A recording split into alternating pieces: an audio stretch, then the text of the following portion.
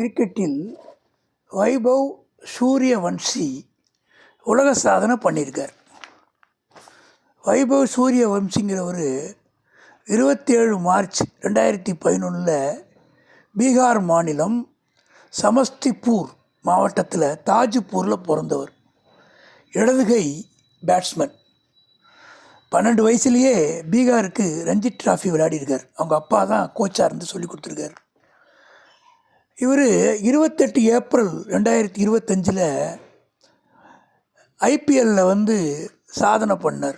100 run அடித்த இளம் வீரராக ஆனார்.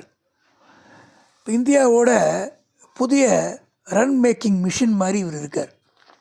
இவர் இப்போ பண்ண புதிய சாதனைன்னு கேட்டிங்கன்னா, யூத் ஒரு நாள் போட்டி 19 வயசுக்குள்ளே சதம் அடித்த இளையம் கேப்டன் அப்படிங்கிற சாதனையை உலக சாதனை பண்ணியிருக்கார். இப்போ அது தென்னாப்பிரிக்கா போன இந்த இளம் அணி 3 போட்டி விளையாண்டாங்க. முதல் 2 போட்டியில் வெற்றி பெற்ற இந்தியா 2-0ங்கிற கணக்கில் ஜெயிச்சிருக்கு. சிக்ஸர் மழையாக அடிச்சிருக்கார். அதாவது ஒரு மைக்கேலுங்கிற ஒரு வீசின 7வது ஓவரில் 4 பாலில் 4-6 4-6ன்னு அடித்து சிக்ஸர் மழையாக தள்ளியிருக்கார். அதாவது 63 பந்தில்